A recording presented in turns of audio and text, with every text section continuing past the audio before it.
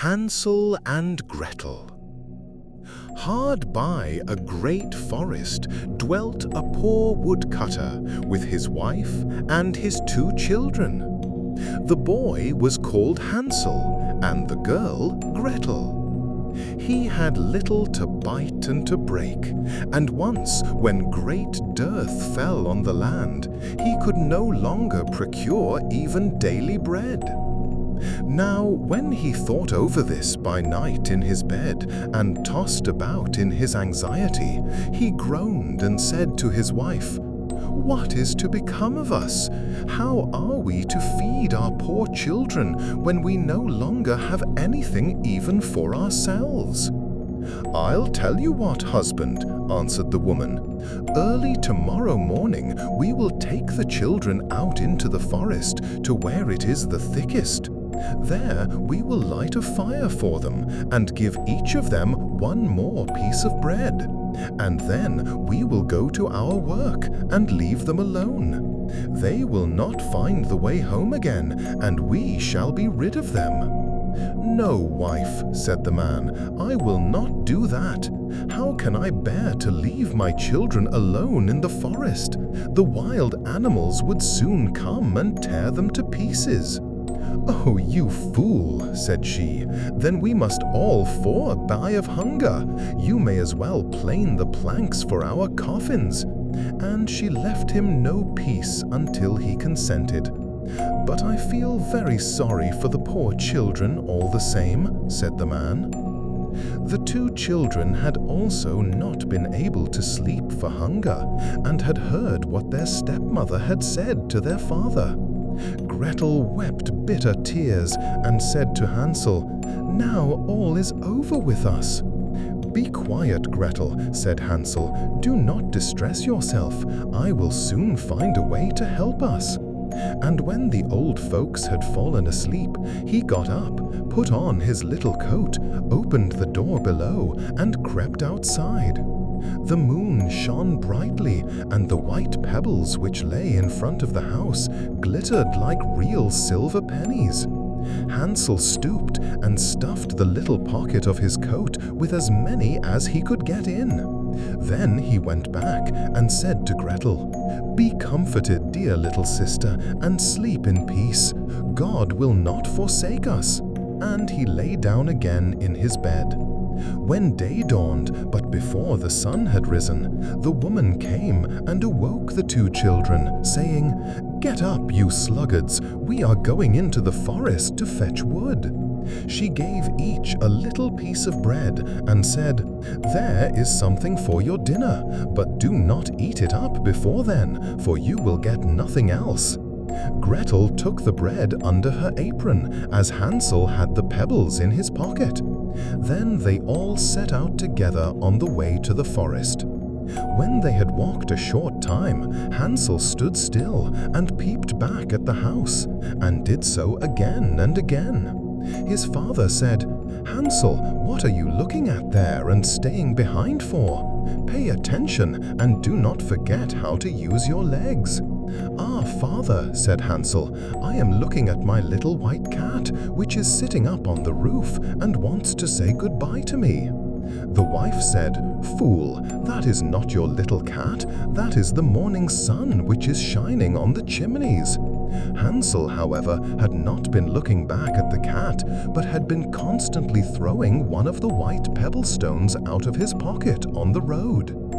When they had reached the middle of the forest, the father said, "Now, children, pile up some wood, and I will light a fire, for you may not be cold." Hansel and Gretel gathered brushwood together as high as a little hill. The brushwood was lighted, and when the flames were burning very high, the woman said, "Now, children, lay yourselves down by the fire and rest. We will go into the forest and cut some wood.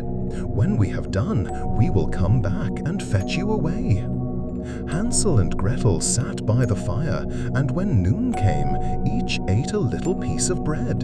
And as they heard the strokes of the wood axe, they believed that their father was near. It was not the axe, however, but a branch which he had fastened to a withered tree, which the wind was blowing backwards and forwards. And as they had been sitting such a long time, their eyes closed with fatigue, and they fell fast asleep. When at last they awoke, it was already dark night. Gretel began to cry and said, "How are we to get out of the forest now?" But Hansel comforted her and said, "Just wait a little until the moon has risen, and then we will soon find the way." And when the full moon had risen, Hansel took his little sister by the hand and followed the pebbles which shone like newly coined silver pieces, and showed them the way. They walked the whole night long, and by break of day came once more to their father's house. They knocked at the door, and when the woman opened it and saw that it was Hansel and Gretel, she said, "You naughty children, why have you slept so long in the forest? We thought you were never coming back at all." The father, however, rejoiced, for it had cut him to the heart to leave them behind alone. Not long afterwards, there was once more great dearth throughout the land, and the children heard their mother saying at night to their father, "Everything is eaten again. We have 1/2 loaf left, and that is the end. The children must go.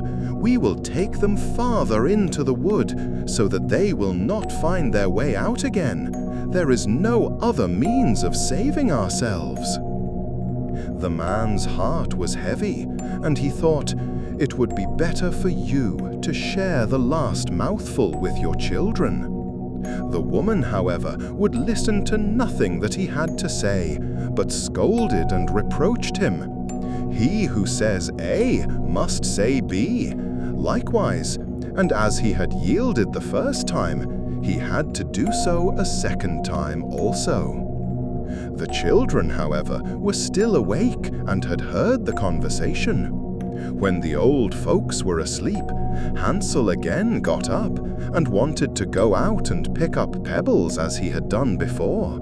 But the woman had locked the door, and Hansel could not get out. Nevertheless, he comforted his little sister and said, "Do not cry, Gretel. Go to sleep quietly. The good God will help us." Early in the morning came the woman and took the children out of their beds. Their piece of bread was given to them, but it was still smaller than the time before. On the way into the forest, Hansel crumbled his in his pocket, and often stood still and threw a morsel on the ground. "Hansel, why do you stop and look round?" said the father. "Go on." "I am looking back at my little pigeon, which is sitting on the roof and wants to say goodbye to me," answered Hansel. "Fool," said the woman, "that is not your little pigeon. That is the morning sun that is shining on the chimney."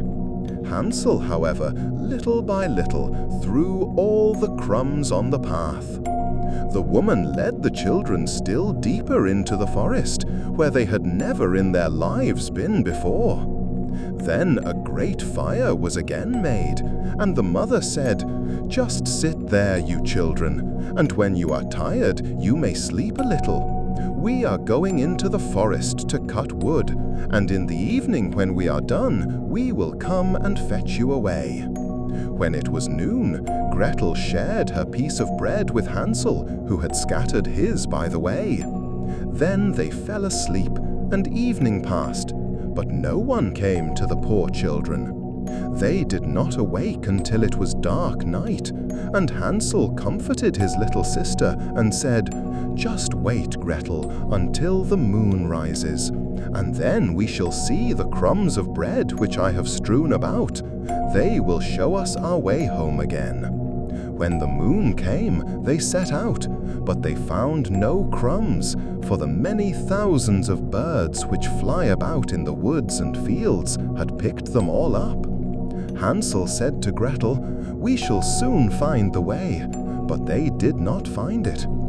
They walked the whole night and all the next day too, from morning till evening, but they did not get out of the forest, and were very hungry, for they had nothing to eat but 2 or 3 berries which grew on the ground. And as they were so weary that their legs would carry them no longer, they lay down beneath a tree and fell asleep. It was now 3 mornings since they had left their father's house. They began to walk again, but they always came deeper into the forest, and if help did not come soon, they must die of hunger and weariness. When it was midday, they saw a beautiful snow-white bird sitting on a bough, which sang so delightfully that they stood still and listened to it. And when its song was over, it spread its wings and flew away before them, and they followed it until they reached a little house, on the roof of which it alighted. And when they approached the little house, they saw that it was built of bread and covered with cakes, but that the windows were of clear sugar. "We will set to work on that," said Hansel, "and have a good meal. I will eat a bit of the roof, and you, Gretel, can eat some of the window. It will taste sweet." Hansel reached up above and broke off a little of the roof to try how it tasted, and Gretel leant against the window and nibbled at the panes. Then a soft voice cried from the parlor, "Nibble, nibble, gnaw! Who is nibbling at my little house?" The children answered, the wind, the heaven-born wind," and went on eating without disturbing themselves. Hansel, who liked the taste of the roof, tore down a great piece of it, and Gretel pushed out the whole of one round window pane, sat down and enjoyed herself with it. Suddenly the door opened, and a woman as old as the hills, who supported herself on crutches, came creeping out. Hansel and Gretel were so terribly frightened that they let fall what they had in their hands. The old woman, however, nodded her head and said, "Oh, you dear children, who has brought you here? Do come in and stay with me. No harm shall happen to you." She took them both by the hand and led them into her little house. Then good food was set before them, milk and pancakes with sugar, apples and nuts. Afterwards, 2 pretty little beds were covered with clean white linen, and Hansel and Gretel lay down in them and thought they were in heaven. The old woman had only pretended to be so kind. She was in reality a wicked witch who lay in wait for children, and had only built the little house of bread in order to entice them there. When a child fell into her power, she killed it, cooked and ate it, and that was a feast day with her. Witches have red eyes and cannot see far, but they have a keen scent like the beasts, and are aware when human beings draw near. When Hansel and Gretel came into her neighborhood, she laughed with malice and said mockingly, "I have them, they shall not escape me again." Early in the morning, before the children were awake, she was already up, and when she saw both of them sleeping and looking so pretty, with their plump and rosy cheeks, she muttered to herself, "That will be a dainty mouthful." Then she seized Hansel with her shriveled hand, carried him into a little stable, and locked him in behind a grated door. Scream as he might, it would not help him. Then she went to Gretel, shook her till she awoke, and cried, "Get up, lazy thing, fetch some water, and cook something good for your brother. He is in the stable outside, and is to be made fat. When he is fat, I will eat him." Gretel began to weep bitterly, but it was all in vain, for she was forced to do what the wicked witch commanded. And now the best food was cooked for poor Hansel, but Gretel got nothing but crab shells. Every morning, the woman crept to the little stable and cried, "Hansel, stretch out your finger, that I may feel if you will soon be fat." Hansel, however, stretched out a little bone to her, and the old woman, who had dim eyes, could not see it, and thought it was astonished that there was no way of fattening him. When 4 weeks had gone by, and Hansel still remained thin, she was seized with impatience and would not wait any longer. "Now then, Gretel," she cried to the girl, "stir yourself and bring some water. Let Hansel be fat or lean. Tomorrow I will kill him and cook him." Ah, how the poor little sister did lament when she had to fetch the water, and how her tears did flow down her cheeks. "Dear God, do help us," she cried. "If the wild beasts in the forest had but devoured us, we should at any rate have died together." "Just keep your noise to yourself," said the old woman. "It won't help you at all." Early in the morning, Gretel had to go out and hang up the cauldron with the water and light the fire. "We will bake first," said the old woman. "I have already heated the oven and kneaded the dough." She pushed poor Gretel out to the oven, from which flames of fire were already darting. "Creep in," said the witch, "and see if it is properly heated, so that we can put the bread in." And once Gretel was inside, she intended to shut the oven and let her bake in it, and then she would eat her too. But Gretel saw what she had in mind and said, "I do not know how I am to do it. How do I get in?" "Silly goose," said the old woman. "The door is big enough. Just look, I can get in myself." And she crept up and thrust her head into the oven. Then Gretel gave her a push that drove her far into it, and shut the iron door and fastened the bolt. Oh, then she began to howl quite horribly. But Gretel ran away, and the godless witch was miserably burnt to death. Gretel, however, ran like lightning to Hansel, opened his little stable, and cried, "Hansel, we are saved! The old witch is dead!" Then Hansel sprang like a bird from its cage when the door is opened. How they did rejoice and embrace each other, and dance about and kiss each other. And as they had no longer any need to fear her, they went into the witch's house, and in every corner there stood chests full of pearls and jewels. "These are far better than pebbles," said Hansel, and thrust into his pockets whatever could be got in. And Gretel said, "I too will take something home with me," and filled her pinafore full. "But now we must be off," said Hansel, "that we may get out of the witch's forest." When they had walked for 2 hours, they came to a great stretch of water. "We cannot cross," said Hansel. "I see no footplank and no bridge." "And there is also no ferry," answered Gretel, "but a white duck is swimming there. If I ask her, she will help us over." Then she cried, little duck, dost thou see? Hansel and Gretel are waiting for thee. There's never a plank or bridge in sight. Take us across on thy back so white." The duck came to them, and Hansel seated himself on its back, and told his sister to sit by him. "No," replied Gretel, "that will be too heavy for the little duck. She shall take us across, one after the other."